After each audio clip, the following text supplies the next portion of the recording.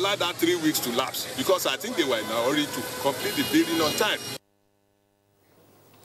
Let's move to Bayelsa State, where the Nigerian Army has reiterated its commitment to protecting the nation's territorial integrity and supporting the civil society.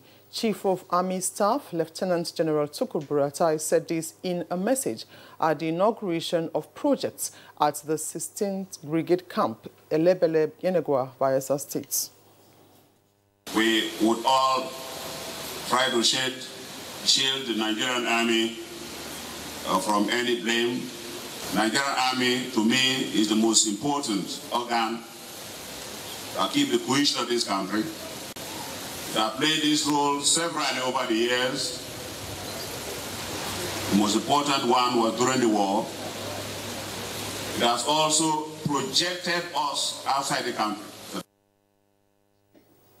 The Nigerian Army has released the postings and appointments of some of its senior officers.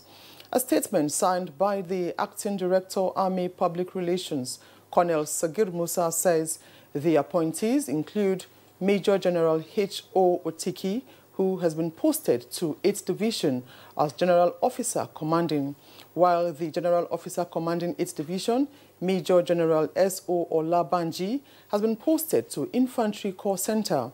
Other senior officers posted to various Nigerian Army divisions are Brigadier General H.I. Baturi from 34 Brigade to Headquarters, Training and Doctrine Command as Director Examinations, Brigadier General T.O. Olowo Meye from Headquarters 33 Brigade as Director Civil Military Affairs, and many others. The All Progressive Congress APC has taken a position on the 6 states of Adamawa, Bauchi, Benue, Kano, Plateau, Sokoto and Rivers States, where elections were declared inconclusive and suspended by the Independent National Electoral Commission, INEC, after the March 9th governorship elections across the country. The party, in a statement by its National Publicity Secretary, Larry Issa Onilu, says in Benue State, it aligns itself with a report by a coalition of election observers calling on INEC to declare the candidate of the APC, Emmanuel Jime, as the winner of the governorship polls. The party says it is concerned and deeply troubled by the unfolding events in Rivers State, particularly about the desperation of the PDP governorship candidates, Governor Nyesom Wike, to remain in office, and calls on the INEC to immediately redeploy Obo Ifanga, the resident electoral commissioner in Rivers State, in order to avoid crises that may follow the organized crime allegedly being executed by Wike and Ifanga. The statement added that in Plateau, Kano, Adamawa, Bauchi and Sokoto states, its comfortable lead is unassailable. The party therefore urged its members, supporters and indeed the entire electorate not to be complacent but remain focused as they prepare for the supplementary election that will give their candidates success. The Nigeria Erosion and Watershed Management Project, new map, is a success story and more resources will be committed to it for greater achievements. This assurance is coming from the World Bank after reviewing the projects embarked upon in the past 6 years. For new map, bringing the field to the practice manager is doable and it has been done. When the work is done well, it resonates everywhere. It's one of the biggest projects we have, and it is the most successful project we have. The Lake Chad Research Institute has taken agricultural revolution to the next level in line with the present administration's resolve. Specifically, the institute has come up with improved seedlings to boost wheat farming. This was demonstrated in Hadijia, Jigawa State, during the 2019 Wheat Farmers Field Day. Nigerians have been urged to emulate the virtues of Jesus Christ and imbibe the spirits of sacrifice for the good of the nation. Against the backdrop of the just concluded general elections, the primate of the All-Nigerian Anglican Communion, Most Reverend Nicholas Oko says in order to support the present administration's drive to take the country to the next level, the need for this change in mindsets is all the more important. There's so much talk about faith and religion, but the essence is not really very pronounced in our lives. So we cannot get tired of continuing to teach and teach the essence of sacrifice in the life of people. Any community, any household without somebody willing to make sacrifice so that others can get up, things will be very tough for them. And so it is with the nation. While urging newly elected politicians to be alive to their responsibilities, he is confident that the renewed mandate of President Muhammadu Buhari has provided a solid platform on which to build a brighter future for Nigeria. The National Gallery of Art has unveiled documents containing works of different artists across the country. The document unveiled in Abuja is a compendium from 2 decades. It is our expectation that this exhibition will make the works accessible to more people than we ever before. We are also offering them online to a wider public across the world. This way, they are contributing immensely to our knowledge base in visual arts in particular, and other art forms in general. Our culture cannot be maintained, and all the culture maintained, our values cannot be actually displayed. And that's the news for now. Good Morning Nigeria continues with Kinsley and Blessing after this break. I was a little girl. I loved spending time with Mum and Grandma cleaning the house. I was so excited to sing in the choir. And your shirts are always so white. I knew what Mum's secret was. Today, I'm a modern woman that still trusts the secrets passed down to me. It's Jik, of course. The original trusted bleach, which can be used all around your house for amazing results. Shh, it's our little secret. It's no secret. It's Jik's best ever extra whitening power. Just Jik it. Team huddle. But we lost. Don't be tired, guys. This isn't a loss. It's a practice for winning. Nothing makes a mother prouder than seeing her child growing up. But I know as he learns to lead, he'll face even more dirt, germs, and risk of illness. That's why in changing seasons, you need strong Dettol protection. Because Dettol protects from up to 100 illness-causing germs. Growing up needs Dettol protection. Nigerians. Suicide bombers are not spirits. They are not ghosts. They are human beings like you and me. They live amongst us. They are your neighbors.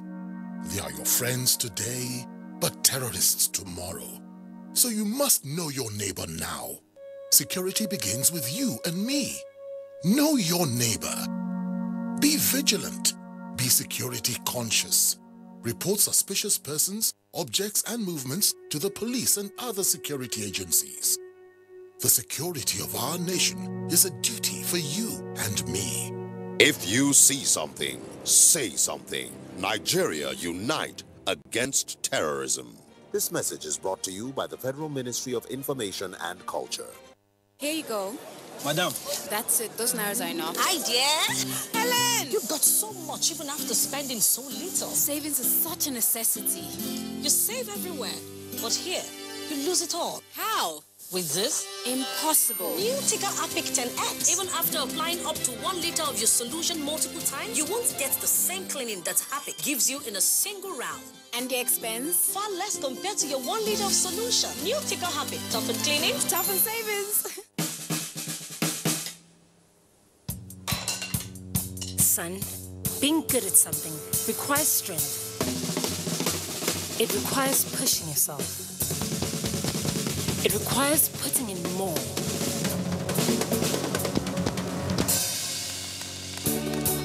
That's why the new improved Bornvita is packed with vitality and a great taste.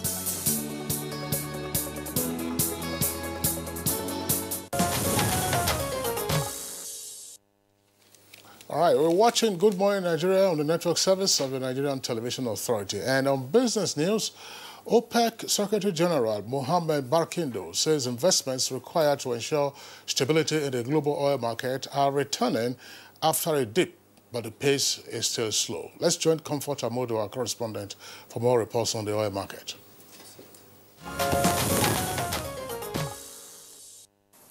Good to have you join us on Business News.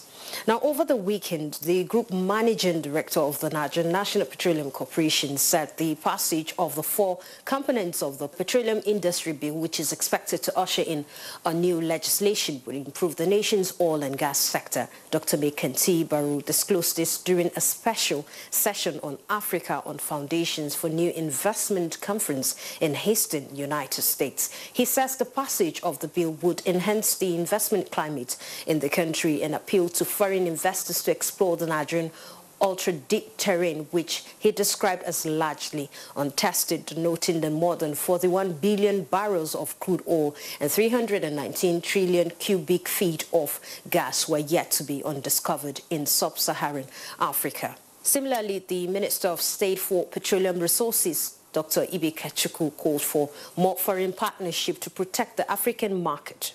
And the whole idea is, quite frankly, to mobilize between $1 to $2 billion of resources to begin, quite frankly, to fund within Africa all the essentials that are necessary for us to do proper collaboration. Today, most African countries are siloed. Everybody does their own thing. You do your own refinery, you do your own plants, you do your own gas turbines, everything is so siloed. But if we could just cross the Rubicon and be able to extend hands-off infrastructural relationships across Africa, build joint pipelines, like Dr. Barry said, build joint plants, build joint refineries, begin to protect the African market. In other stories, the Asset Management Corporation of Nigeria, AMCON, has threatened to disengage partners that are unable to recover over 740 billion naira assets from 6,000 accounts. The managing director of the corporation, Ahmed Kuru, issued the threat at the 2019 AMCON AMPS interactive session, saying the debts have taken too long. The outsourced accounts to the AMPS constitute about 20% of 740 billion naira of the total eligible bank assets portfolio of 3.7 trillion naira. Meanwhile, the governor of Central Bank of Nigeria, Godwin Emefiele, has applauded the initiative of the private sectors, especially the Bankers Committee, in addressing the challenges of low credit to small and medium-scale enterprises in the country. Through partnering with the Nigerian Incentive-Based Risk-Sharing System for Agric Lending, the NIRSAL, to establish a national microfinance bank with branches in all states and local governments of the Federation to provide low-interest rate lending to small-scale businesses in Nigeria. A further initiative by the NIRSAL with the CBN to de-risk lending to small-scale enterprises is also being fine-tuned. And that's Business News for now. Comfort Amodu. Thanks for your time. Okay, time now to take a look at papers for this morning.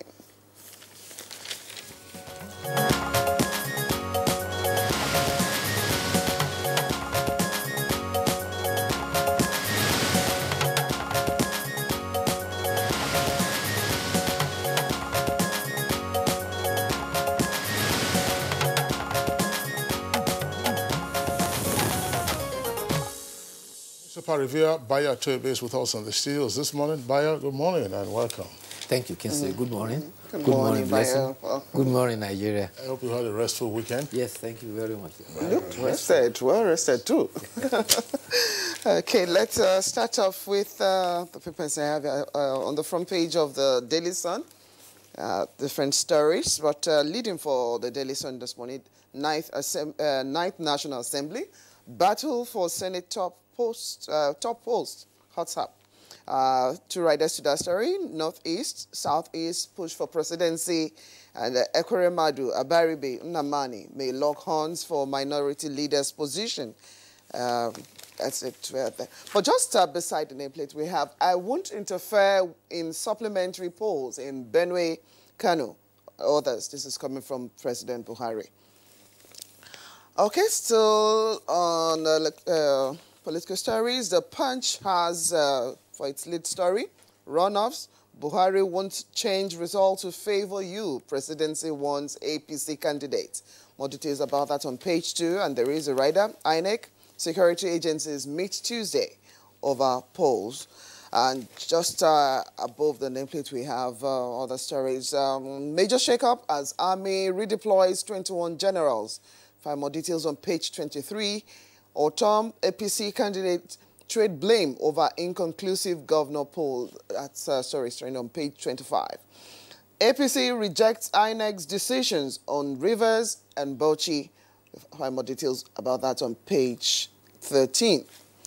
Okay, okay, Kingsley, let's take a look at what you have related. Well, Daily Independent and the New Telegraph, they also have the story on the presidency's reaction to the impending supplementary elections. Now, Daily Independent captures it this way in its lead story. Supplementary elections. We won't help you rig, presidency tells APC governors, with 4 riders to that. Asks them, that's the presidency, to work hard and earn their people's votes. And APC alleges fraud in Bauchi, Rivers, Kano, Sokoto, Adamawa, and Benue. Says PDP's Yakubu Dogara and Annex Festus Okoye are friends. And another writer says wild, unsubstantiated allegations have legal consequences.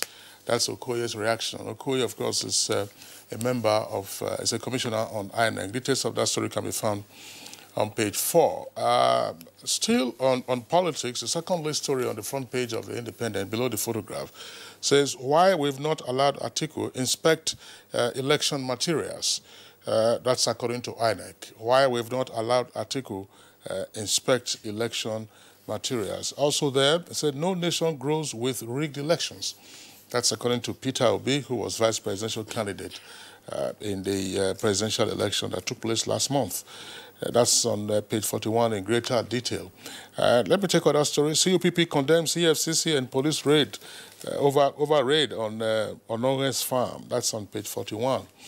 And gunmen abduct traditional ruler in Edo. That's page 5.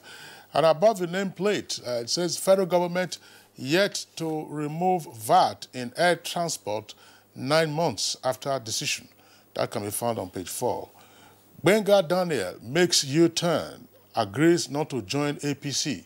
That's page 5. With the rider, news that I have left PDP and quit politics, fake. That's according to former President Goodluck Jonathan. Now, that story on Benga Daniel, that Daily Independent is reporting, as I said a while ago, Benga Daniel makes U-turn, agrees not to join APC. But come to the front page of New Telegraph. New Telegraph, below the nameplate of New Telegraph, what we are reading there is Benga Daniel makes U-turn, set to join APC. Details can be found on page 6. So one is saying that he's making a U-turn not to join APC. Another is saying that he's making a U-turn to join APC. Maybe the other one should be a roundabout. A roundabout. There was one musician, they called him Father U-turn or so. I don't know what I mean, political U-turn. But actually, this story broke after he announced that he's retiring from politics. Yes. And therefore, he was no longer going to participate in politics. And he summoned his party supporters to brief them. And they said, okay, we are not agreeing to the fact that you are retiring from politics. You can continue to be there, but you now have to lead us to another party. And when they asked him, he said, well, you have the people, I am their leader, and you heard what they have said. With time, we will take a decision on what they have suggested. And he was lending credence to the voice of the people. That is why you have these speculations about whether he wants to jump ship or he's not jumping ship. But it's quite strange because a week ago or 4 days ago, he was the Director General of the campaign for Alhaji Atiku Abubakar. So, you know, politics in Nigeria is very strange. Pretty strange, Bayo. Yes. Very strange, Now, Bayo. So let's take the stories here. The others are about election results. The governorship and state assembly elections suspended in Rivers State is to be concluded by INEC. The investigation by the Independent National Electoral Commission, the fact-finding team, found that polling units results are safe and intact, and therefore returns will be made for 21 constituencies. Returns were made for 21 constituencies.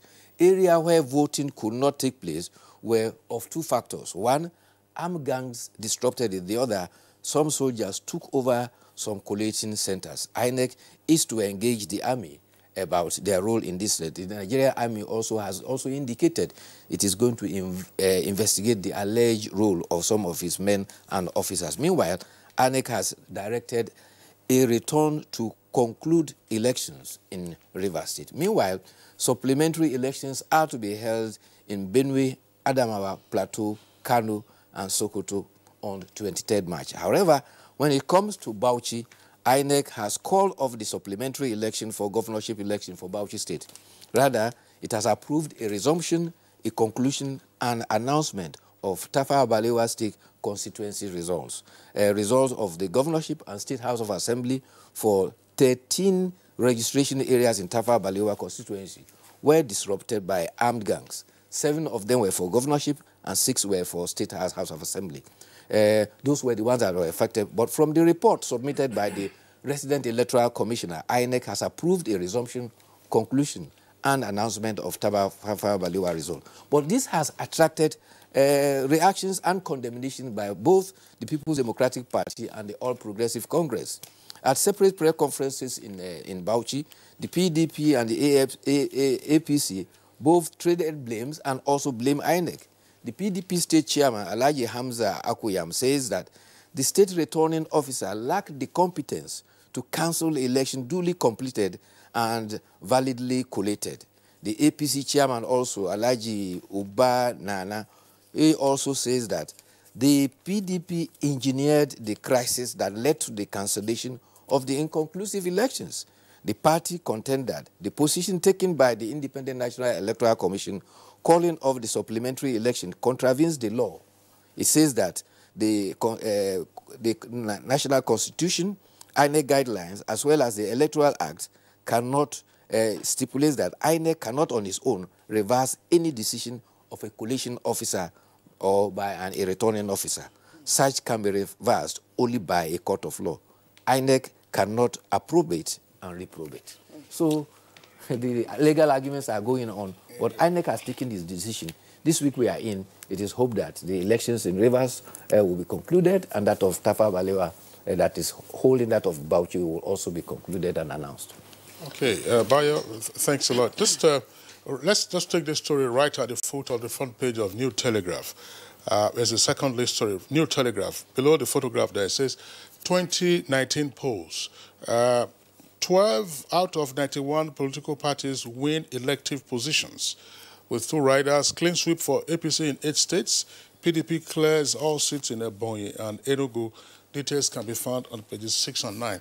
Now, this story is important to the extent that, of course, it provides a gauge, a fair gauge, all other things being equal, for the parties that will survive after the general elections on account of the amendment to the Constitution that now empowers INEC to deregister political parties. That story is also there on the front page of the Nigerian Pilot. And Bayo, just before you comment, I think it's important to make this conceptual clarification.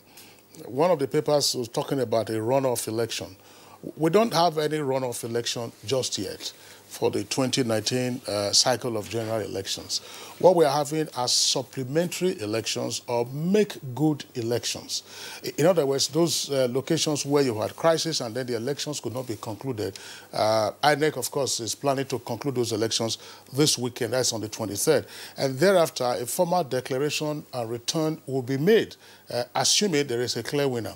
It is when there is no clear winner on the first ballot that you now have a runoff between the 2 leading candidates. But the supplementary election where we're having this weekend will involve all the parties that, of course, signed up to contest the particular election in the areas where the make-good elections will be taking place. Okay. Very quickly. For that clarification, thank you, Kingsley. Okay. Quickly, you have other stories. Yes, I have some other stories at the foot of Daily Sun. Sokoto Arawa youth denied, others won INEC. Why they won in INEC? Find out about details about that on page 42.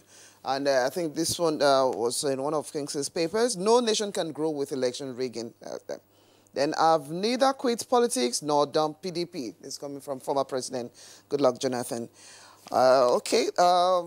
Just at least another area of concern for those residents here in Angwa Tomato, that's Goraka town in Tafa local government area of Niger State. They're protesting a cut of their electricity supply by the Abuja Electricity Distribution Company since May 2018. Okay, very quickly, Nigerian pilot has some of the stories, but let's go through the others that they have on the front page. Below the nameplate, Falana urges INEC to delist some of the 81 political parties. We have 91 political parties. It will be some of the 91 political parties. Now, Rivers PDP accepts INEC decision on polls and berates NA, that's Nigerian Army, and Federal SARS. This story says, EFCC places Okorocha, Ajimobi, and Amosu under watch, sets up crack team to monitor last-minute spendings, and CBN places commercial banks on red alert. Now, you have other stories there by way of riders. Now, below the photograph showing the Vice President and some of the APC Youth Volunteer Support Group, you have the headline, Oshibanjo insists trader money not used to buy votes. That's on page 9. And they also have right at the window of the headlines at the foot of the front page, I have no reason to quit politics or PDP for now, former President Goodluck Jonathan. Nigerian Army bows to pressure, inaugurates investigative committee on election interference. And Buhari condemns consistent killings in Kaduna. Yes. Bayo. Talking about the killing in Kaduna, there are indications that the crisis in Kaduna may be coming to an end. This is a sequel to the fact that some communities there have met. An emergency meeting was held by stakeholders involving the Adara, Hausa, Fulani, and other ethnic groups. They resolved to set up what they describe as a Truth and Reconciliation Committee. This will receive memoranda from all ethnic groups. The meeting was attended by prominent persons among the former local government chairman, former commissioner from the area, the emir of Kajuru, the district head of Kufana and Kajuru. Others are religious leaders and the traditional associations, tribal associations, as well as youth groups. The idea is that they also want members of the security to be part of the meeting. They hope that with the Truth and Reconciliation, that crisis will be put behind them. The papers are speculating about who will be the leaders in the 9th National Assembly.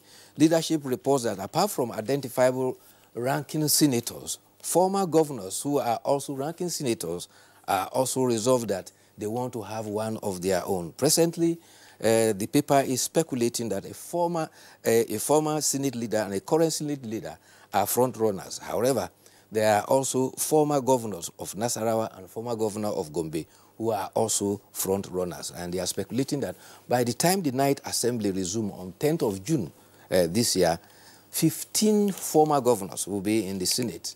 And they have resolved that, irrespective of party affiliation and ranking, they will rally around one of their own. It is believed that the current Senate leadership is channeling and rooting for that new dispensation. In the House of Representatives, it is a contest between Southwest and North Central for the speakership position. Some honorable members from the Northwest are also angling for the same position. Talking about crisis, you recall that gunmen attacked a police station in Afuze and killed the DPO and 3 policemen. The Commissioner of Police for Edo State, Mohammed Damalam, is to hold a press conference today. Some of the persons who are alleged to have been involved in the killing have been apprehended, and they will be presented to the public today. Yeah, that story is to be found at page 37 of the New Telegraph newspaper. We're just talking about that. It says police arrest suspected Edo Police Division's attackers. But the statement, of course, wasn't issued by the police. It was issued by the Special Advisor on Media and Communication to the Edo, on the communication strategy to the Edo State Governor. Yes. So, but there will be a follow-up, obviously. I mean, if there are actually, immediately the governor had challenged the Edo State Police Command to be on the trail of the killers and fish them out. And so the state government is championing and supporting the police to make sure that those criminals are brought to book. Similarly, on Friday, a gunman, 28-year-old man, attacked a mosque, 2 mosques in Christchurch, New Zealand. some 49 persons were killed. Pope Francis is ahead of citizens around the world that have condemned it as a senseless act. The President of the U.S., Prime Minister of the United Kingdom, and Canada have all condemned it. In fact, the condemnation is coming from the Afghan President, Ashraf Ghani, says that this attack reaffirms that terrorism has no religion or race, and therefore it is an evil phenomenon against the whole of mankind. A 28-year-old guy will be in court today.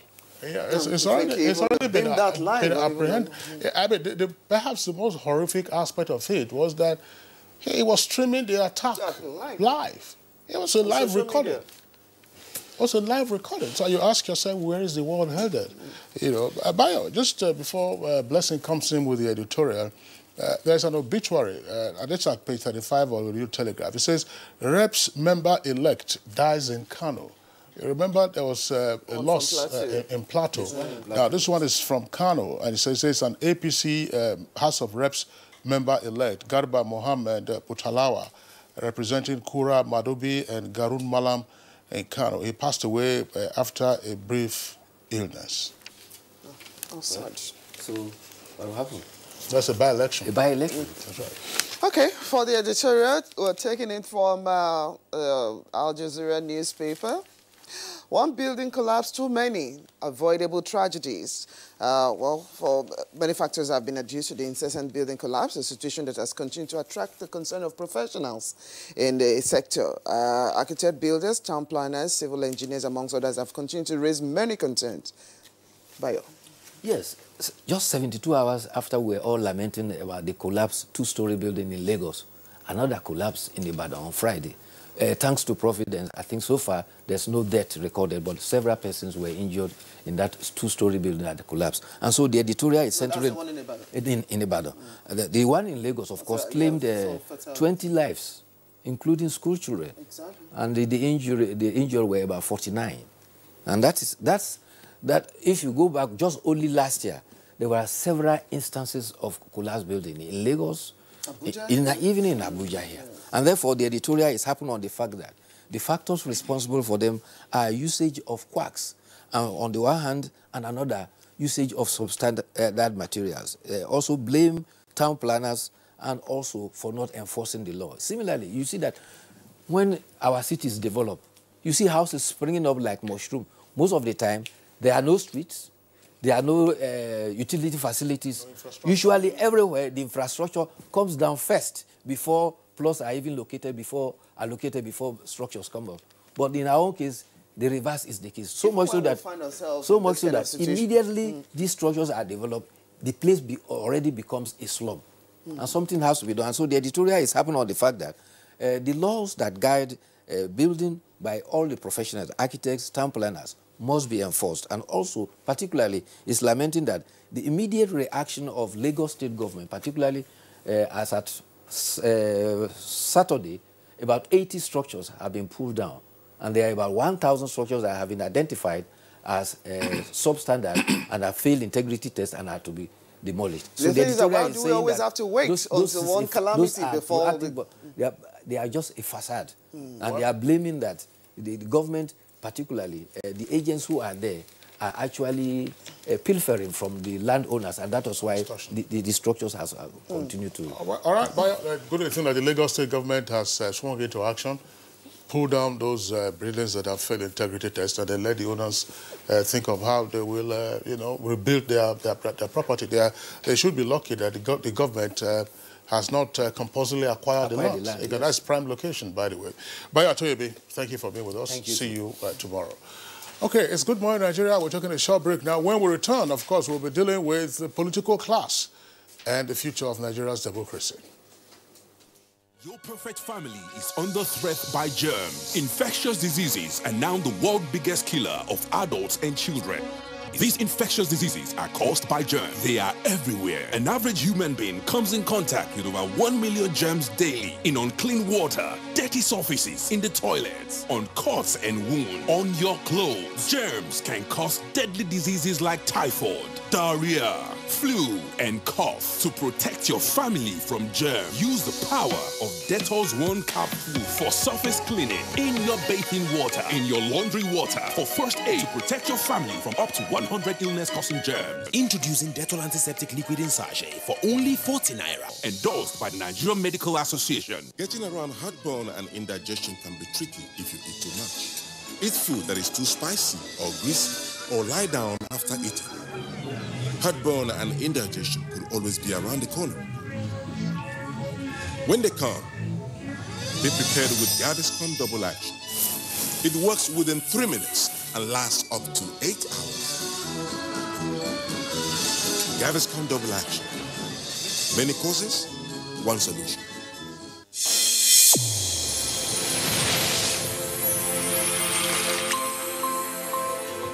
A new edition of TV Guide is out with special focus on the role of the media in election coverage. Exclusive on the National Broadcasting Commission, its mandate as the sole regulator of Nigerian media. Dr. Thomas Dabaden and Ishak Modibo Kawu. Now, this edition also features the king of stand-up comedy in Nigeria, Ali Baba.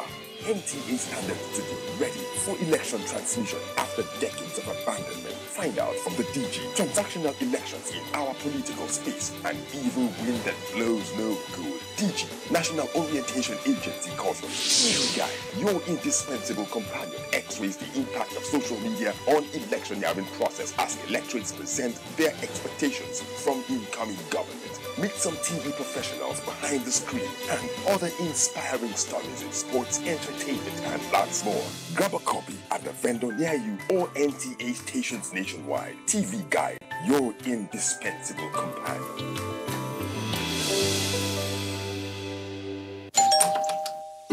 Helen! Hey, where's your mom? Today is her toilet day. What? Helen! Toilet day? Tomorrow you're hosting a party and it's a matter of my reputation. Even if you spend your entire day cleaning with all this, it still won't be party ready. Impossible! Challenge? New Ticker Harpic 10X. Even if you use this solution 10 times, it won't give you the same cleaning like Harpic, because its new Ticker formulation sticks to the bowl better, giving you a sparkling clean toilet. Wow! New Harpic 10X gives me the freedom from toilet day.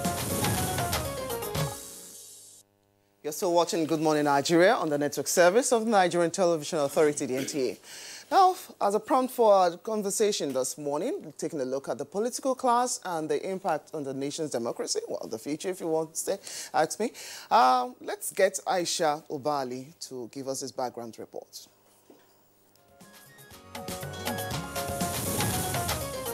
The wide acceptance of democracy as government of the people, by the people, for the people, has made it the most preferred system of government globally. With Nigeria's 20-year experience of democracy in the Fourth Republic, expectations have been high that the country's democracy will grow stronger from its nascent level.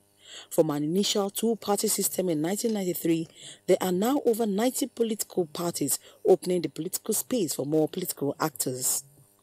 It has, however, been a Herculean task to get political actors to play by laid-down rules, as violence is still prevalent in Nigeria's elections, mostly incited by political actors who seek to win at all costs. With reference to the 2019 general elections, issues of vote buying, ballot box snatching, use of security agents to cause trouble, and recruitment of thugs to incite violence and cause cancellation of results were recorded in some states. Some of these infractions, as confirmed by observers and the electoral umpire, not only disfranchise citizens, but threaten democracy. Going forward, how can these excesses be checked? Can politicking in Nigeria be decent and without violence? What roles can the political class play to strengthen democracy in Nigeria? Guests on Good Morning Nigeria will provide answers shortly.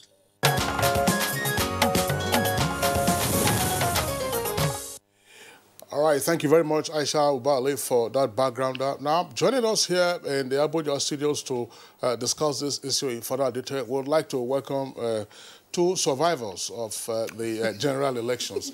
First, we'd like to welcome Senator Sabi Abdullahi, who is the chairman of the Senate Committee on Media and Publicity. A distinguished Senator, pleasure to have you with us on Good Morning Nigeria. Thank you very much for having me. Okay, and we also have with us here in the studios Honorable Abdul Razak Namdas, who is the chair of the House Committee on Media and Publicity as well. Honorable Namdas, pleasure to have you with us. Thank you so much. Good. I'm sure that if you recall, there was a song that was waxed in the early 70s after the war. It was called Happy Survival. So, gentlemen, congratulations on your re-election to be members of the 9th National Assembly. All right. Also with us in the studios is where he was a regular guest on Good Morning Nigeria until we loaned him for national service, a professor of political science, Professor Sam Egu. Professor Sam Egu, pleasure to have you with us on Good Morning Nigeria today. Thank you, Kingsley. Okay. And joining us from our Kaduna Network studios is, of course, another professor of political science and a regular guest on Good Morning Nigeria. We've also loaned him, in the meantime, for national service in the Kaduna Annex. That's Professor Kabir Mato. Professor Mato, pleasure to have you with us this morning. Very much, and good morning. All right. Your rich bank. Keep loaning.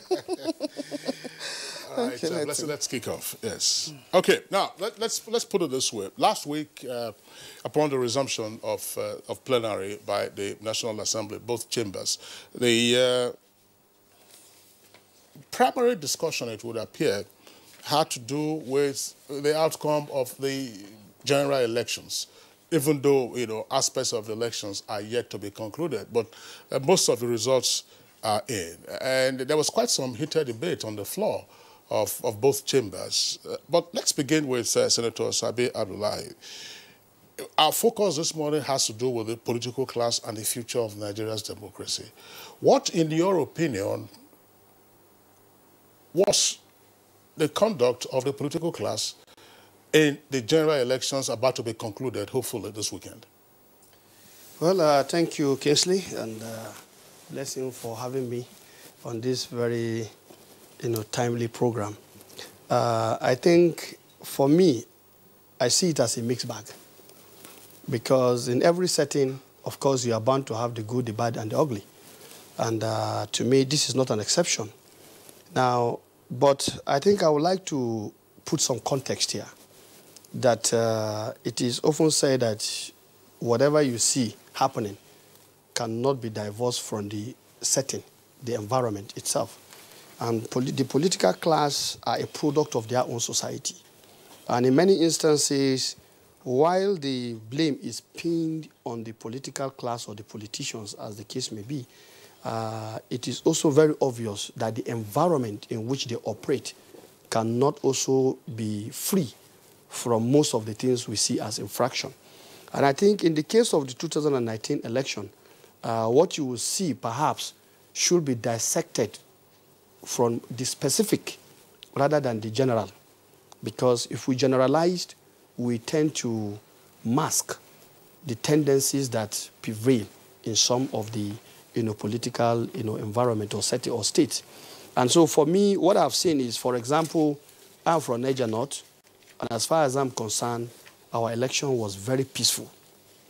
To the extent my dad told me, he said he has seen, my dad is over 90, he said this is the most peaceful election he has seen in our environment. So I think if you look at it against the background of the crisis that pervades some other, states or even senatorial districts, for example, then you can understand the points I'm trying to make. So I think beyond the aspect of saying the political class, maybe it is time for the political scientists. Unfortunately, we have Prof here and the other Prof in Kaduna. It is time for us to now begin to look at specifics, to begin to understand why it is peaceful in some domain or senatorial districts or constituency against some others, and to even go back in time. Let's look at the time series. At least we've had 1999, we've had 2003, we have 2007, we have 2011, we have 2015. That is 5 elections spanning all this number of years. I think it is time for the political scientists to go back and look at these very specifics and to see, is it a recurrent decimal in some in some constituencies, that when election comes, it is war, it is do or die. And what has been the picture? And then where we are having clean, peaceful elections, to also know why are they peaceful? And the ones that are violent, why are they violent? I think until we begin to do that, we may just continuously be punching the air, looking for answers where there are none. And I think in these particular instances, for example, in 2019, it is not different from what has happened in the past. Some people will tell you it was very peaceful, like I've just given you an insight, and some other places, it was war. Honorable Nandez. Thank you so much. For me, I share his thoughts with some kind of amendments. Actually, the political class we have, to some extent, we need to be blamed. Was this idea of people feeling that, look, I must win election at all costs. We know that elections, you must either win or lose. You have to have a spirit of sportsmanship. Agreed, you cannot work in isolation. As he said, you are a product of a given society. And the behavior of some of these people also affects you as a person. But again, because you are the one seeking election, and sometimes you find politicians trying to use certain traits. For example, it is wrong to see people manipulating religion, manipulating ethnicity to their advantage. You may not be very religious, but when it comes to a political period, you become to look more like a sheikh or like a pastor. And after the election, probably you hardly see them in some of these worship places. So, why manipulate the people using religion? Why manipulate? And because this religion and ethnicity is a little bit sensitive, and people hardly settle down to listen. And any little thing that affects a particular individual, you find out that people begin to overreact, and in some cases it causes crisis. And you even find in certain worship places, specimen of sample ballot papers are taken to worship houses to even educate the worshippers, look, vote this way. I think these are things that should be avoided. We are growing, and therefore we should avoid doing this I must win at all costs. Because the point again is that even if you win against the wishes of the people, to come on and then be their leader becomes a problem. To even drive freely within the society becomes a problem. So that's why we have cases of people being torn. All this should happen. But again, finally, is the people who manage elections. For example, the INEC, they should be seen to be very transparent. If you picked a university professor who has kicked vehemently against the idea of exam malpractice, but you are being told that he is the one that has changed result sheets and that he has allegedly been part of a scam, you begin to wonder, where are we? Are we actually maturing, or are we going backward? So once there is a credible election and the process is good one, there will be no tribunal, the less issues of tribunal cases, and that will be peace. I hope it's a mixed bag. I hope that we overcome this with time. All right. Professor Samego, well, it's been said that ours is a resilient journey to democratic practice. And if students of political science and professors like you who want to see this journey in different lights, the outcome of 2019 general elections, as we want to set the agenda, is something of great concern to people, especially members of the public, or the political gladiators, or whoever. How do you rate the conduct of this recent election against the backdrop of what we've been attempting to practice since 1999? Thank you very much. What I want to do this morning is to begin by querying the idea of a political class. And I think we need to interrogate what that means. And you need to then understand when you talk of a class, what are you referring to? I don't want to go into theories of stratification in sociology or Marxist theory of class, but there are three important issues when you are talking about class category. One, you are talking about a group of people that share a common interest, and this interest is more or less defined. Secondly, you are talking about a group of people who are conscious of that interest. Not only do they have a common interest, they are very conscious of that interest. And number three, they will engage in a collective action to advance that interest. Now, if you look at these three parameters for understanding the idea of a class, I think it's obvious that the mischief we are trying to deal with here is the fact that you have a group of people whose permanent or whose attention is to seek power. But in seeking power, they hardly adhere to the rule of the game. They don't adhere to the Constitution. They don't even obey their own Constitution, and they do not even obey the rules set by the umpire. So I think this is a mischief that we are trying to deal with. And I think the Honorable from Adamawa is very clear. You know, when he talks about the structure of society and the fact, for example, that certain politicians deliberately appeal to ethnic and religious identity, not because they are religious or not because they are advancing the interests of the ethnic group, but because they are mobilizing support and voters, and therefore set society on a path of division, you know, and then create crisis. You know, that has been said. He also alluded to the role of the umpire, for example, where there is no confidence on the part of actors that the umpire is actually above board, you know, and of course, there's the desperation of people resorting to self-help, you know, and the fear of losing, you know, we all find this. And part of what I also kept saying, looking at the election we've had in 2019, going to the future, I think we must think of moderating our politics by changing our electoral system a little, away from a very competitive system to one that is accommodative of losers, you know. And I'm talking about what Justice Uwe's committee said about the need for this country to try some element of proportional representation, you know, because if you look at, for example, some state assemblies, you know, one party winning 60%, another party winning 40% of the vote. In the end, everybody in that house comes from the same party, while the party winning 40 has no representation. So if you are having a proportional representation system in which you are sharing votes according to percentage won by parties, you are likely going to have diversity in that house.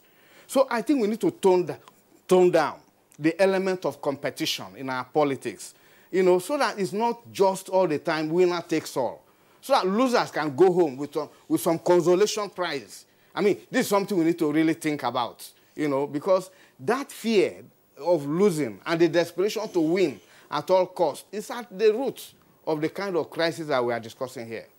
Professor Sam Ego, thank you very much. Proportional representation, I'm sure you have always raised that matter on Good Morning Nigeria when we've had you as a guest. And it's something that I'm also passionate about. I've been once written about this, you know, over the decades. It was interesting that the late President Yaradua had actually given that as one of the terms of reference for the Uwe's committee after the 2007 elections. It also came up at the 2014 political conference, but not much was done about it. We'll come back to that issue of the nature of our electoral system and the zero-sum game that it produces at the moment. But Professor Kabiru Mato, your floor is yours. Tell us something about what you think about Nigeria's political class and the future of our democracy on the basis of the performance of the class at the 2019 general elections. I think that the Nigerian political class, you know, is typical, you know, of what you find virtually in any other political environment. The Nigerian political class perhaps will have certain peculiarities arising from the environment that we find ourselves, and perhaps also the objective which the politician desires to achieve by participating in the enterprises of politics. Aside from that, I think one of the most important things that we need to really put into consideration here is, you know, what really are the objectives of or what centrally is the objective of the Nigerian political elite, or what you call the political class. First of all, in the decision to participate in politics is simply because the politician desires to contest an election and gain access to state resources and its paraphernalia, or does the Nigerian political elite actually see politics as an avenue of service? Now, depending on which side of the pendulum any political actor belongs. The purpose and focus of politics, in my view, will strictly be determined by any of these angles. So one of the major issues, I think, that bedevil the Nigerian political scenery these days is the seeming focus by the political elite to see the struggle for control of power or access to power in order to be able to fulfill certain personal aspirations against, service to the people, service to the community. Now, this, in my view, is one fundamental reason why you see politics being taken as a matter of life and death. It's a cutthroat competition. You put up all the resources that is at your disposal, and you even borrow. Some of them will go to bank to secure credit, or many other places in order to inject into the political project, with the hope that if victory is certainly achieved, then you begin to reap from state resources, and at the end of the day, So as long as the political class sees politics not as an avenue of service, but rather as an enterprise of making huge investment, so that such investment will be recouped at the end of the day when victory is secured, this very hostile environment that we have will continue to future and predominate as the political direction of the Nigerian society. And again, this brings me to the issue that Professor Sam Egu is talking about. That's the issue of reducing the tension and the crisis that we normally get whenever it is time for elections. The winner taking everything, to me, does not seem to, yes, is an idea, of the Western liberal contraption. But if democracy is about specifying the peculiarities of environment in order to suit, the realities of the citizenry, then I think it's time for Nigeria to begin to think of how we can, not pacify. I would like to use the word pacify those who are losers in an election, but a scenario where the political system becomes more inclusive to the extent that the winner will not, take away everything, leaving the loser with nothing. This, in my view, more than any other thing, speaks volume about the heated nature of electoral contest in this country, and therefore continues to fragment the society, and at the end of the day, denying the nation and the polity of the opportunity that exists, to have a very virile democracy and elected leaders and representatives that will be in the interest of the people and the nation, at large. So we must really have a redefinition of what are the objectives and what is the focus of the Nigerian political elite itself, for us to be able to really understand and maybe put up. We've had so many conferences and seminars and, talking about these issues, but I think it's time that we really give it a more serious, practical thoughts and approach in order to be able to reduce this very glaring, unfortunate tendencies that we see emerging after every election. All right, Professor Kabir Mato, still with you. At the dawn of the new Nigeria in 1960, when at least the foremost nationalists actually moved for independence and those other attendant issues to see to a new nation with so much wealth, mineral wealth, the resources, the people, there were some shared interests. I'm going to read something to you. It said Africans, that this new nation will set a new pattern for new African nations, providing a model of economic, political, and social development which other nations could emulate. Now, going by the criteria or the checklist Professor Sam Egu gave here, a group of people sharing defined interests who are conscious, who also engage in collective action to achieve. How has the political class, whether from the 1960s till date, how have we been able to turn around the fortunes of the people to actually leverage on all those things that we ought to have given the masses, that leverage of things that could actually build a nation till this moment? That's precisely what I'm saying. There is a huge gap between the focus, the objectives of the political establishment during colonial struggles and after independence with the objectives of the contemporary Nigerian political class. In those days, the issue, well, during colonial struggle, the focus of the Nigerian political class was basically to seize power and push colonial masters outside of the realm of politics within the Nigerian nation. That was an objective. Immediately after independence, the major focus was to try to see that, certain pattern of development occurred, on the basis of the various regions that existed in this country and at the center. So politics at that time was really geared towards the attainment of the objective of the society and the polity as a whole. Now, this is not the objective of the Nigerian political class today.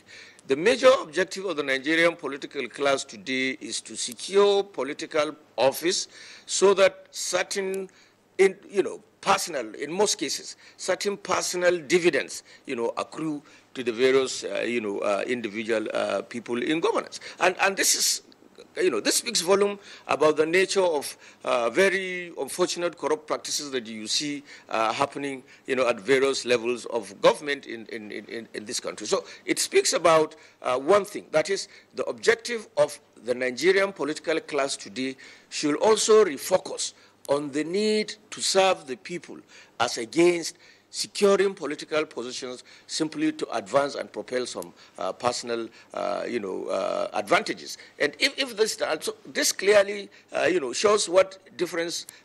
Now, of course, you will see that arguing from a historical perspective, one may wish to,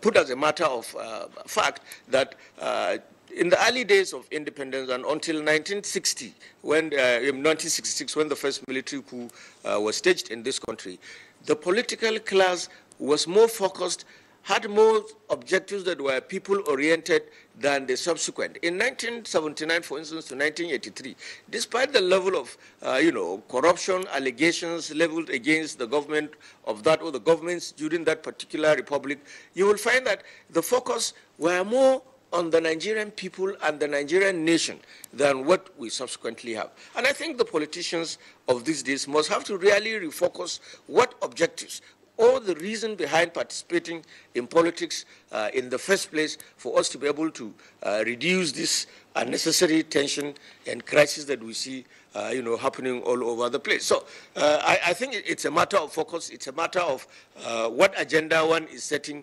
And it has become an integral part of the entire political system to the extent that people now go into politics without really having a proper grasp of what are the objectives. It's simply getting elected into a particular representation or getting elected into a particular political office for not necessarily service to humanity, not necessarily service to your constituents or to the people.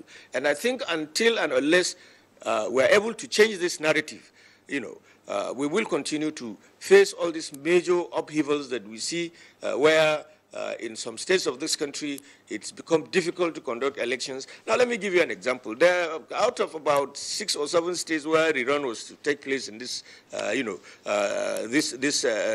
coming weekend, about 5 or 6 of them are the northern part of this country. But I'm not sure if in any of these places there was any loss of life. There was, of course, concerted political tension on the part of the contending individuals and groups wanting, to be declared as winners in their respective constituencies.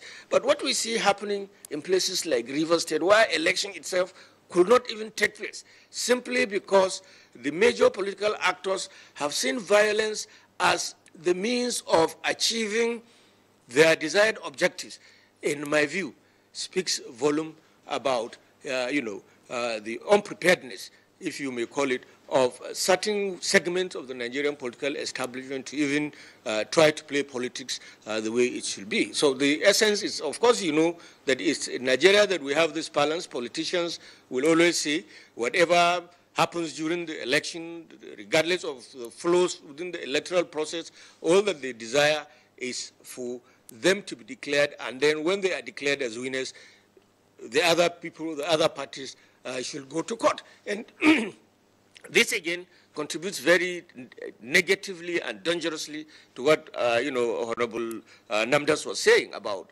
the compromise that certain people of very high intellectual repute, professors also. All right, Professor Kabir Mato, we will return to you in the course of this conversation. Now back to the guests here with us in the Abuja studios.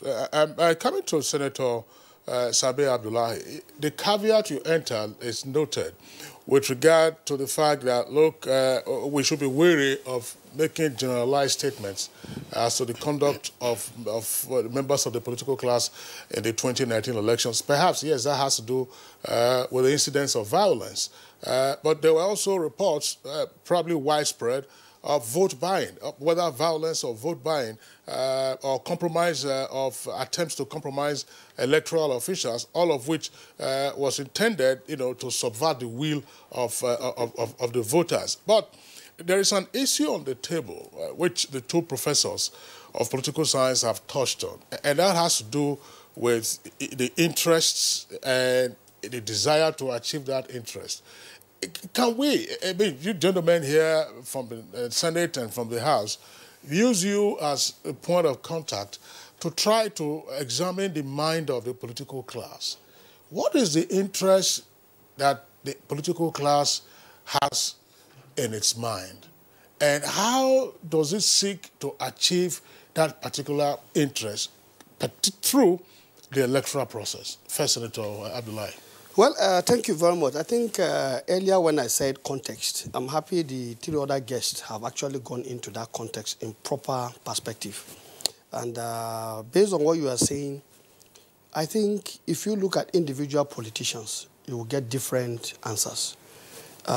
If I look at my case, for example, I was asked to come and, contest in terms of service to my people.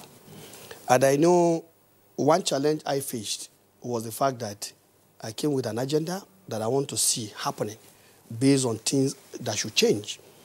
And I was approached by many people, including my colleagues, who would tell you, if you are going to play politics that way, then you are not going to go far. Why are they saying so? Because the response you will get from the people itself is the key determinant.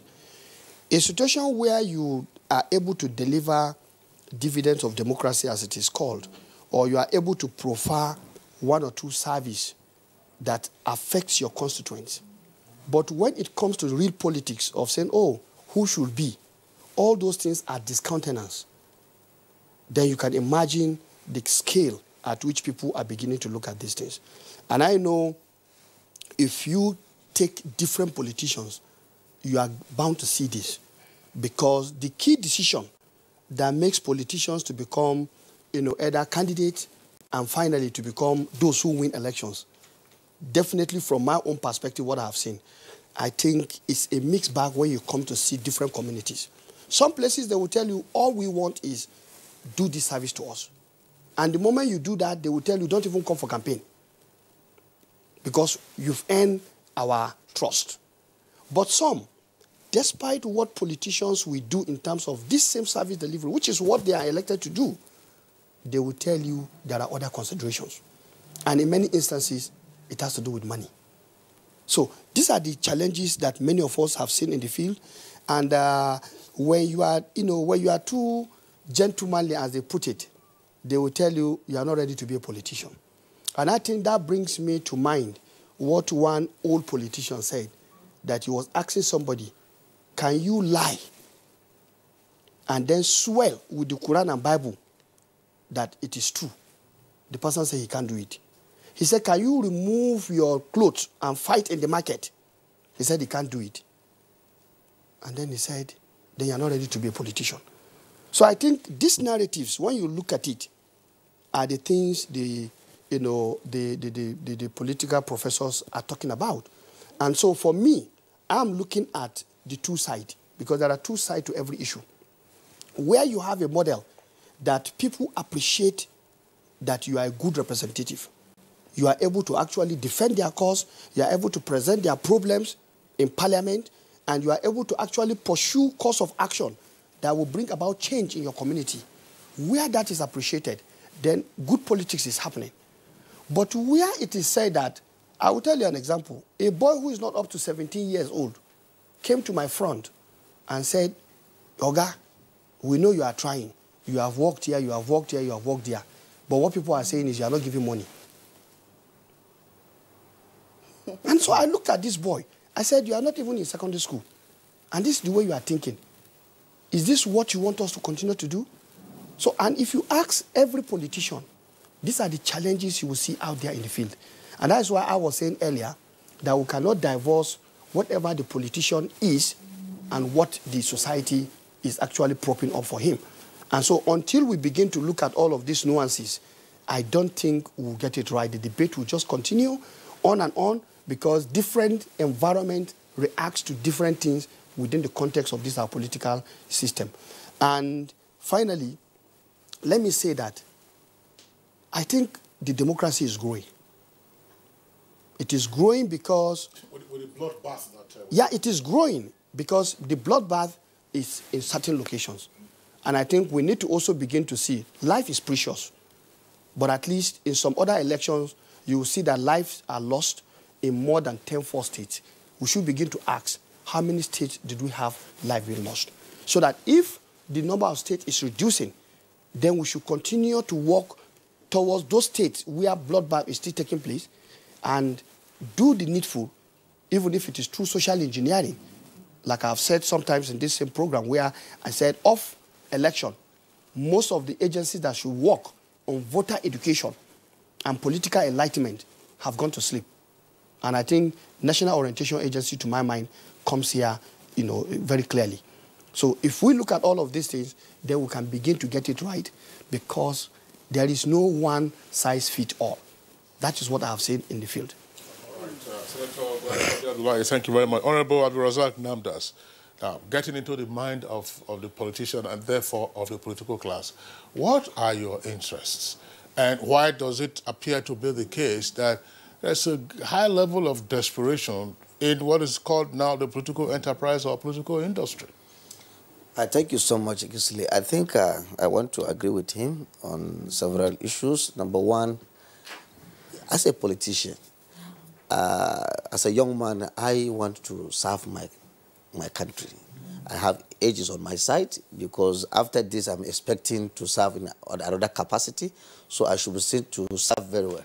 But the problem we are facing, as he said, is that the people you are serving, not all of them believe that, look, we want service. No matter what you attract from the federal government to the constituency in terms of infrastructure, that you expect to get some accolades, you expect people to say you have tried. At the end of the day, when election comes and you don't give money, certainly you are out of it. And you find somebody who has not been in the system, who is probably outside the country, who has been outside the constituency for several years, but he has been able to gather his resources.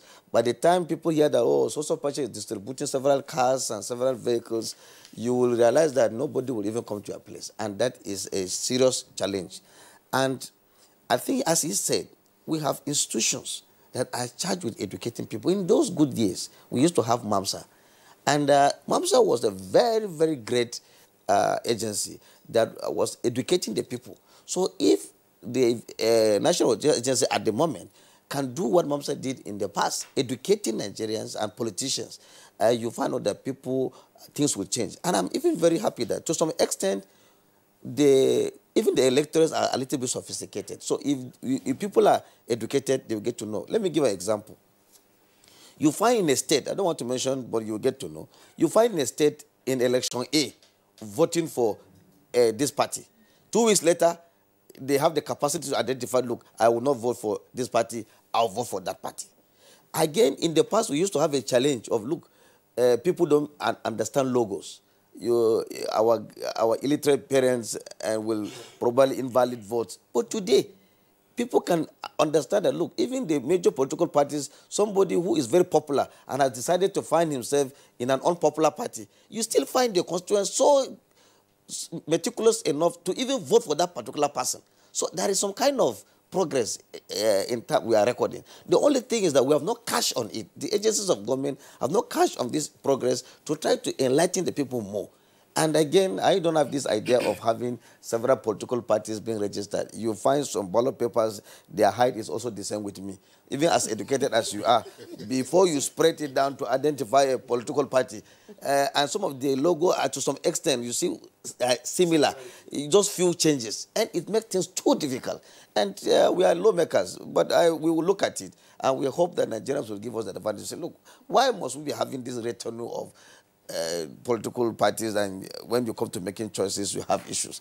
But I think we have made some progress somewhere. But I think it is not only us. I think even the electors have an issue.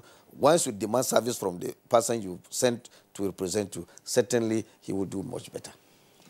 All right, Honorable Abdulrazak Namdas, thank you very much. Now, we understand that our guest at the Benin Network Center is ready, and we would like to introduce him this time and bring him into the conversation. Mr. Tony Abolo, veteran journalist and public affairs analyst. Mr. Abolo, pleasure to have you with us on Good Morning Nigeria today. And straight to your contribution, we're discussing the Nigerian political class and the future of our democracy against the background of some of the unsavory reports about the 2019 general elections, which should hopefully be concluded this coming weekend. Are you hopeful about Nigeria's political class? Thank you very much for the opportunity to be here and to add one's voice to this post-2019 elections examination. But I think, having listened to everyone, I think there are two important things we must begin to understand in analyzing what has happened. One, is it really correct to talk about a Nigerian political class? I am not too sure yet, because we're using either a European or Western understanding of a political class to begin to analyze what the Nigerian political class is, until we begin to drive for national unity. Then that becomes the substratum under which we begin to push everyone to think as a class, because one of our guests here did talk about focus. When we have a national consciousness, a national unity drive, then you now begin to have a national political class that has a focus, that has an agenda, and that will now begin to implement the kind of democratic experience we're wanting to have in Nigeria.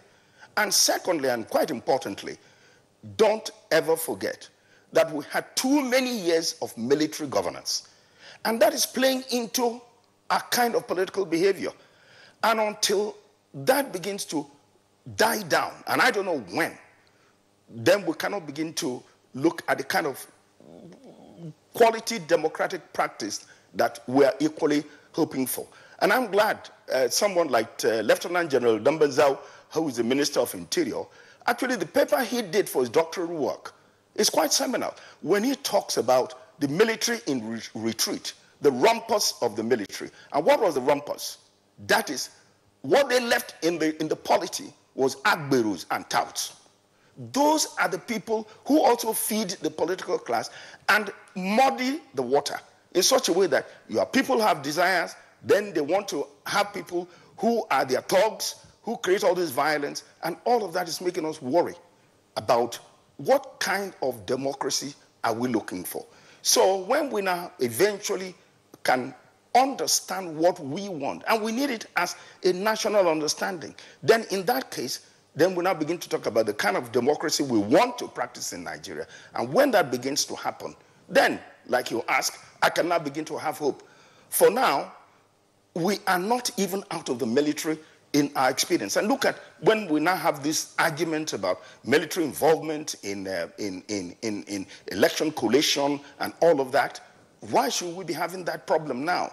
Why should it happen? So is that what we expect to have? The Constitution, the Electoral Act, everything is very specific about the role of the police and the role of the military, especially when it comes to election issues. But when we now have them here, we are just having an elongation of military rule. And that is not enabling us to come into a quality democracy that I'm sure all of us are wanting to have. And so when he asked me whether I have hope, it's a fallen hope for now.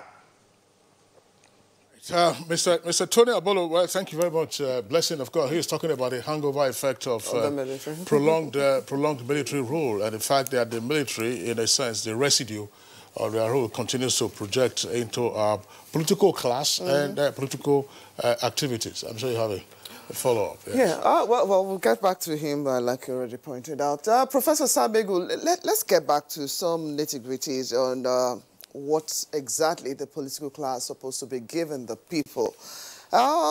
For observers of different political activities that's on the country, let's take this issue from president of the NLC.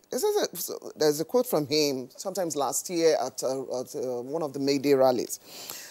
Meetings. The truth remains that this democracy has served the political class and not the average Nigerian. To him, this makes mockery of the very essence of democracy, which is service to the people and for the benefit of the common good. Now, if we're trying to this service is to the people, like every one of you have pointed out, but then direction seems to go the other way just to serve some selfish interests. How do we begin to tidy up on the knots of what should be, even as we're moving forward in our practice? Yet there's just 20 years, especially from 1999 till date. How do we begin to tie up the loose knots around? Yeah, thank you. Let me make two comments, and I'll quickly address the point you are making.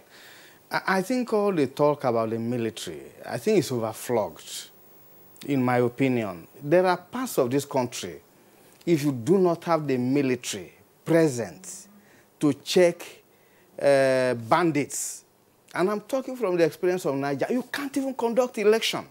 So I think we should be very careful about the level, of military involvement. There are places where, without the presence of the military, you can't even have a secure environment for people to come out and vote. That is why. That is the why. Which is part of the issue you are addressing. It is because you have conditions that are not necessarily generated by election or politics. You have existing conditions of banditry, of communities being invaded and displaced, and people dislocated on a massive basis. That has nothing to do with election. But once election comes, you require the military to be there to give people the security to vote. The second point is that we have moved away from what used to be in the Second Republic, when we used to say that there were two political parties, the military and the civilian. I think we have long sense of stability, that the fear of the military coming back, I don't think is immediate today. And the third point is that our elections have improved. In other words, people are not just merely voting, they are also choosing. A few years ago, people said the fear was that we were voting without choosing. Now we are voting and we are choosing. So because we are making this progress, what do we do to project into the future? No, Professor Sabego, before you get on that, take into consideration what Senator Sabe Abdullahi said. Look, let's not generalize. Yeah. There are specific areas where voting was disrupted and choosing was also disrupted. Yeah, but you see, we are discussing a situation in which people were trying to disrupt voting. There's also opposition to that trend, and that is the cause of the stalemate. And that's why you are doing a rerun of supplementary election. In 2007, that didn't happen, So we are making progress. That's the point I'm making, So my point really is that what does a class do when it is in power? Yes. It reproduces itself, and it reproduces society. And how do you reproduce that class, and how do you reproduce society? It is by doing governance. It is by doing governance. It is by advancing political accountability. You see, because democracy is not the fun of coming out every 4 years to vote. It is not the whole theater of mobilizing voters. In the end, the state or the government should put bread and butter on the table of the people to overcome hunger, poverty, and want. Any political class that is not able to do that is not building its long-term interests. And that is why I always argue that the Nigerian political class or elite is actually a homicidal ruling class because they don't even think about their future. And more often than not, they don't even consider Nigeria as home. If you consider Nigeria as home, you will invest in the people and invest in society, reproduce yourself as a class and reproduce society in general. So we need to think seriously about political accountability. We need to think seriously about what happens in between elections. We all tune off once elections are over. Communities don't insist on accountability. We need to think in terms of creating opportunities and platforms for people to demand from their representatives, what have you done in terms of what you told us? So I think this is where we should be going, so that we can close that gap. All right, Professor Samego, thank you very much. And gentlemen, we're taking a short break now. When we return, of course, we'll continue with the conversation. I was a little girl. I loved spending time with Mum and Grandma cleaning the house. I was so excited to sing in the choir. And your shirts are always so white. I knew what Mum's secret was. Today, I'm a modern woman that still trusts the secrets passed down to me. It's Jik, of course. The original trusted bleach, which can be used all around your house for amazing results. Shh, it's our little secret. It's no secret. It's Jik's best ever extra whitening power. Just Jik it. Oh boy, climb this thing now. No be only to connect lights. Come you and yourself now. Ah. Now wow. Oh boy, calm down now. Oga Kasali electrician who would they look for with this? Oh. Oga Kasali, come help us fix this wire now. Ah. Sorry. I no longer carry out illegal connection. It puts the lives of people at risk and can cause fire outbreak and disrupt power supply. I will never be part of anything that has to do with this any longer because change begins with me.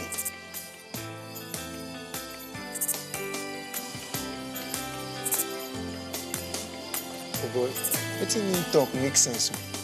Oh boy, we could carry this ladder from over. This message is brought to you by the National Orientation Agency in conjunction with the Federal Ministry of Information and Culture. All right, you're welcome back. And it's still Good Morning Nigeria live on the network service of Africa's largest television network, the Nigerian Television Authority. Now, we have a number of reactions from our viewers who have taken advantage of our Twitter handle. You can see that on your screen, bottom left-hand corner, which is at NTA GML. Let's take those tweets now. Blessing. Igbatigbe Zekeri tweets, not until we start conducting elections that are devoid of killing, buying and selling of votes, abduction of INEC staff, burning of INEC offices, and other anomalies in our polity, Nigeria's political class constitutes a great threat to our democracy. It must be checked. Festus Akimboyo, at Twitter, I have no admiration for our political class because too many of our politicians lack tolerance and decency. There's no way our democracy can flourish when politicians make our elections a do-or-die affair. I can only pray that our political system will not collapse. Now, Akeju Olagbaju tweet says, now to assess the conduct of the political class, we must look at electoral structures that were put before and during the elections. And to a large extent, the skirmishes and electoral malfeasance that were witnessed can largely be attributed to the umpire and the players. Well, from Ogbedi Zah is this tweet. The conduct has been less encouraging to answer the question straight up. However, it's relatively better when juxtaposed with that of 2003, 2007, and 2011, where elections were turned to do-or-die affair. All right, 2011, the violence was after the election, yes, and it was also localized. Festus Akimboyewa has another tweet, and this time from a different perspective. He said, there's no way we can have a working and flourishing democracy we can be proud of when our political leaders cannot even control their own parties. It's time for tolerance and civilized political discourse. We are tired of seeing thugs, violence, and death in our election. From Hamid Abdurrahman, the political class is responsible for political chaos and disturbances due to their influential nature. But the political class need to realize that there is no place if their constituent or state is not in order. With elections won at gunpoint, INEC staff harassed by thugs, Electorate celebrated money bags as a result of hunger, and some security agencies were bought over by politicians, which eventually facilitated rigging. Some of us will say no, thanks to parties that participated. And Sani Michael Amakoje has this tweet. Now, it's interesting that Professor Sam Ego is suggesting proportional representation. However, in this modern era, I'm of the opinion that our system should be designed in such a way that people can vote with not just card reader, but with ATM, POS, and other related devices. Now, let's clarify this. What Professor Sam Ego was talking about is the electoral system, not the voting method. And what we have now is described generally as first past the post. Proportional representation is different. It has to do with, maybe, of course, we'll have the opportunity of coming back to him to grind into some of the characteristics of proportional representation, not whether you use your POS or ATM to vote. Listen. This tweet is from Abdul Jibril, 74. Say political offices in Nigeria are very juicy and too attractive. And as a result of this, our politicians go there to accumulate wealth rather than serve the public. So he's proposing hashtag, so let's make political offices less attractive, and it will help us get good and selfless leaders. Now, MK Ibrahim tweets, the political contest in Nigeria will continue to be war for as long as winning an election guarantees so much financial returns that are not available in any other endeavor in Nigeria. Now, Blessing, that's the point that you read earlier from the last tweet from Aminu Jibrin. Yes. And my question is going to Professor Kabir Mato. You saw him in the middle of the screen a moment ago. Professor Kabir Mato, well, lawmakers in our midst have talked about the need to hark back to what we saw during the Babangida years of MAMSA, which later, of course, became the National Orientation Agency, seeking to educate the populace about politics and so on and so forth. But if you listen to this tweet, and I'm sure it's a point that you have also apprehended yourself, politics is becoming perhaps the most viable enterprise, if not industry, in our system. And some persons would argue that the failure of the political class to efficiently manage the political economy is also responsible for the kind of demands that constituents make on lawmakers. That, look, you win an election, and in some cases, persons who were nobodies yesterday, within a short while, are flaunting wealth beyond the imagination of anyone. Is our political system too lucrative? And what demand does that also make on the political class to ensure that they re-engineer the political economy where people are, of course, gainfully employed and life is less hard for them, while, of course, they are having a banquet virtually every day in the political class? Theoretically, no, but practically, yes. You recall that both Senator Sabi and Honorable Nandas did raise a fundamental issue about, the pervasiveness of the electorate itself. The political class here is comprised of two major divisions: the upper class, which Nandas and Senator Sabi represent, and the lower class, which of course are the voters that are asking for too much. Agreed. The Nigerian political system has been so corrupted to the extent that it's a matter of securing political office for you to automatically shift from a position of penury to a position of affluence. And this perhaps explains why the voter, the common man in the society, will continue to ask for money instead of service, from those that are representing them. But I think this has its roots from the very failure of the executive system, state system over a long period of time. The failure of local government, state governments, and federal government to provide the basic social infrastructure in the society, creates a huge vacuum that virtually everything that facilitates good life is absent or is lacking in virtually all our societies, especially in the countryside. Now, the moment we returned to civil rule in 1999 and then the institution of parliament came on board, the local man, the local woman in our respective communities never saw the parliamentarian as somebody who is just going to Kaduna or going to Abuja in order to make laws, to make good laws so that the executive can, effectively function and provide this basic infrastructure. reasons are many, but one fundamental fact is that the status of these representatives automatically changed.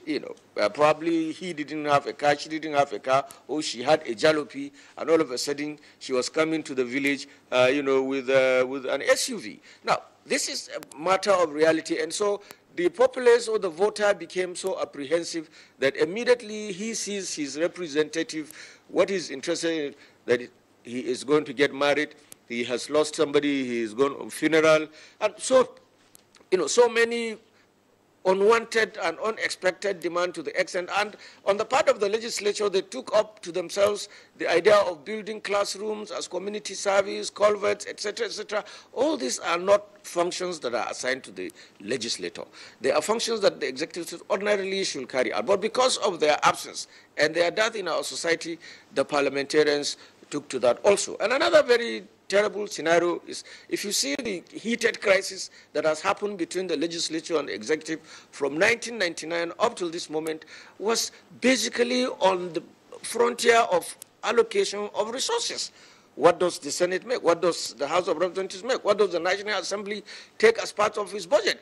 What does it take the executive to have a bill pass through, the two chambers of the National Assembly without any, thing filtering out? This basically, speaks volume about the crisis. And of course, we are coming from a scenario where when a parliamentarian, whether in the Senate or House of Representatives, goes on oversight in any ministry or agency of government, the concept of oversight, which is a fundamental function of the legislature, has been so badly corrupted that oversight means going there to simply collect something and go back to the chambers without necessarily carrying out any serious examination on this. Now, so these are the sort of things that, in my view, have successfully contributed in this inordinate demands that voters make, as far as their representatives in various chambers of the assembly, or even in state assembly is concerned. Not even that. At local government level, you see, so many people who are having nothing going, becoming councillors, and then within a year or two, they own the best houses,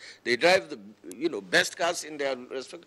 These are the definition, these are the situations that commoners will see on the street and begin to interpret as, shifting alliance, and therefore also determining what their expectations are as far as their representatives at the various levels of government is concerned. So I think it's really true. Nigerian political system is so expensive, not expensive in the sense that, yes, governance everywhere in the world, running government is not, a cheap enterprise. It's a very, very, but the expense is actually determined on where and how these resources are properly allocated, and not just how these resources are siphoned by few people that find themselves in positions of authority. And we need to change that. I don't know how we can make governance or aspirations to political positions less attractive so that we reduce this heat, so that people will not think that the moment you are elected into any particular position and therefore your bread is buttered and then you cut off from poverty. That's not necessarily it. We've seen several politicians that were there in the National Assembly or in the State Assembly 4 years, 8 years, 12 years, and today will be begging for a recharge card. So it's not necessarily a function of that. And I think really this is one area that Nigerians have to pay attention in order for us to be able to chart a straight course, a better course, so that there will be a greater understanding between the representatives and the people that they are representing. Thank you very much, Professor Mato. Let's quickly get back to Benin, where Mr. Bolo is. And for us to keep up this national consciousness, like you've already pointed out, you listen to some of the tweets we read out talking about making political offices or the space less attractive.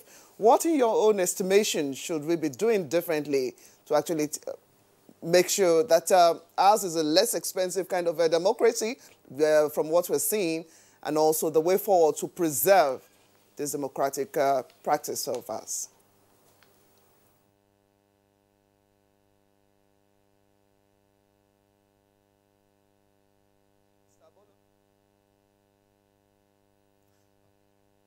That's last frame from a frozen picture there. Okay, back to us. Professor Samego, you might as well take up that. Some of the areas of the tweets interest, issue of making it less lucrative for political gladiators. And also, to get back to the society, this same society is throwing up this set of political gladiators. So how do we begin to make sure what we have is something that we can actually contain and at the same time build the nation in the direction that we should go? I have just only one point to make, and that is that we need to reverse the idea that Nigeria is a consequence-free society, that you can do everything and go away scot-free. I think this is something we need to reverse. And we don't need to do that with the political class alone. We need to do that with those who take the laws into their hands at different levels. But to start with the political class, I think we need to be very careful in terms of, our policing the excesses of people in power and bringing them to book. I know that 2 governors have been jailed, and the message that are sent, is a very strong one to the whole society. I think we must continue to do fairness, ensure that regardless of the political party you belong, once you commit infractions against society, you should be properly labeled, documented, investigated, and prosecuted. And once we do that, it will send warning signal to others. And of course, we are discussing violence everywhere. If people who perpetrated violence and killing today are walking free tomorrow, you are encouraging people in the next election. So again, our capacity to bring these people to judgment must be increased and get punished so that others can learn from that. Once we do that, we are likely going to create an environment that will make democracy work. Okay, thank you very much, Prof. Okay, we'll return to Benin. We've established contacts with Mr. Bolo now. I asked a question, looking at the national consciousness that will hope to at least uphold the political class, the environment, we need to do something different. And what should that be, in your own estimation, based on what we've all talked about? Well, luckily for us, there is the National Orientation Agency.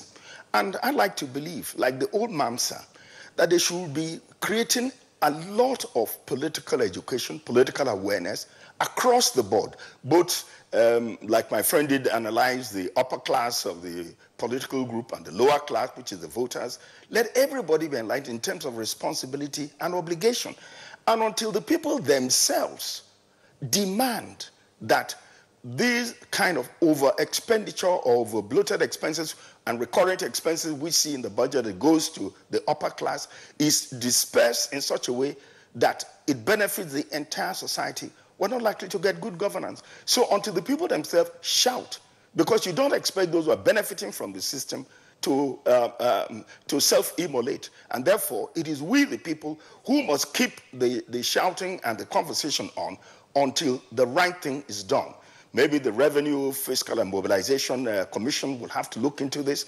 And one of those things some of us had hoped was that with the presence of President Buhari, that there will be some kind of, call it open eye to everybody and get the political class to behave.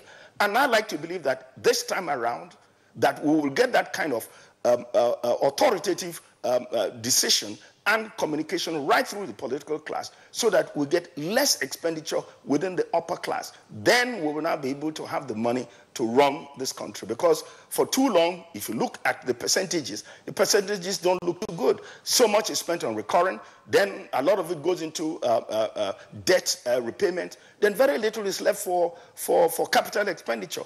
And then we're talking about infrastructure, we're talking about development, we're talking about service delivery. And as long as we're not giving service, then it factors into why people demand money and vote buying and all of that, all those negative tendencies that we're seeing in practice in the polity will continue to be. So I like to believe that the people themselves must help to enlighten themselves about their sense of obligation and what they should do about the system, and hoping that those who claim the upper class of leadership will also behave themselves and think of the people. The leaders don't seem to think of the people in a way you expect compassion and empathy to come from the upper class. When that begins to happen, we will notice it, we'll see it. There'll be fairness, there'll be equity. These things are not just theoretic concepts. They are real, valid, and valuable in our community. And we're not getting that for now. But the people themselves must do the shouting. Mr. Tony Abolo, thank you very much. One of the points you just made now has to do with the fact that we are not getting empathy from the political class, particularly if you were to use the loose classification of the upper and the lower class. And some persons would argue that sometimes the level of ostentation, and if you like, obscene display of wealth, sudden wealth displayed by the upper crust of the political class is offensive to the lower class, which brings us to the point made by Professor Sam Ego, that Nigeria's political class would appear to be a homicidal class that doesn't think of its future. And hence, you're having, a welter of negative reactions from different parts of the country. He also said something, and that's why my question is going to Senator Sabi Abdullahi, that a class must be capable of reproducing itself and also reproducing society. Is it possible that out of the crucible of the menacing incidents that we saw in some parts of the country of the 2019 general elections, together with the fact that this is the 20th anniversary of the Fourth Republic, that Nigeria's political class can take a breath and say, okay, we'll be in a position now to reproduce ourselves and also reproduce society? Well, I think I agree with that very, lucid description of what the political class look like. In the sense that, of course, one thing with politics is if you are serving the people and you are close to them, when the time comes for election, you are bound to get reciprocation. And I think in my own case, I saw that practically, that yes, you worked, people now saw that, oh, at this particular time, the comparison now is not the question of the money, but the question of what has he done for us. And I think within that context, it becomes much more easier for you to, canvass for support from them. And so within this context, I personally, we want to see a system where political class or those who are going to contest should be assessed, not within the context of just that time frame of politicking, where some people decide to go and open the vault, but the assessment should be within the context of what have you been doing to service community. It is when your past has shown that the empathy the gentleman from, yes, is talking about will now be defined, because we are not dropping from the sky. We have been and will continue to be part of society. And so if society can take a look and say, look, let's look at these gentlemen. They are all our children. What has this person done? If he was a businessman, what has he been doing to help our community? If he has been in public service, what has he done to help our community? In whatever, endeavor of human activity you have involved yourself, there are opportunities where you are able to serve. And I think within that context, if we can begin to put in place an assessment method where when politicians say, oh, I want to come out and, participate, people have already assessed him on the basis of certain time series events rather than the one-off event that we always witness. As long as somebody who can come in today, knock somebody who has been with the community, who has been serving the community, knocking off because of money, then the scenario we have painted will continue to just be the reality. Honorable Namdas, can the political class reinvent itself and thereby also reinvent the Nigerian society? Yes, I think let me bring something fresh. We can't be able to reproduce ourselves, but I think that is when the political parties get it right. The major problem of the Nigerian politician is even the political parties. One, we have passed the Not Too Young to Run bill to open the space for younger people to join politics. But when it is election period, you find political parties selling forms, so the cost becoming unbearable. For even the young man who has the zeal to give the service cannot even afford to buy the form in the first place. So this is a very dangerous trend. Two, we have political parties having delegates who are going to, at the end, choose the leaders. And you find politicians working hard to ensure that they control the structure of these political parties and this in each of their states. And in doing so, when they're choosing an election, you find party executives collecting so much money from politicians to produce a leader.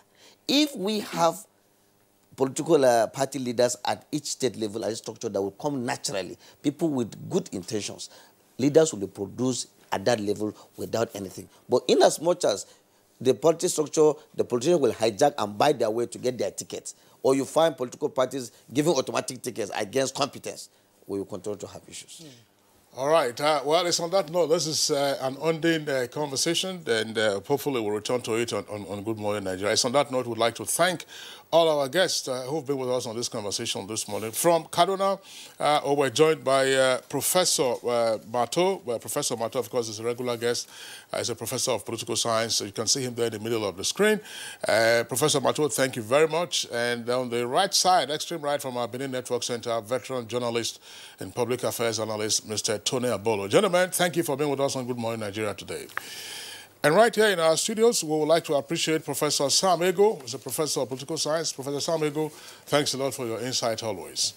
And right here in the studios, appreciation to Honorable Abdul Razak Namdas, who is chairman of the House Committee on Media and Publicity. Thank you. Also, appreciation to Senator Sabi Abdullahi, as chairman, Senate Committee on Media and Publicity. Thank you for being with us. Thank you very much. All right.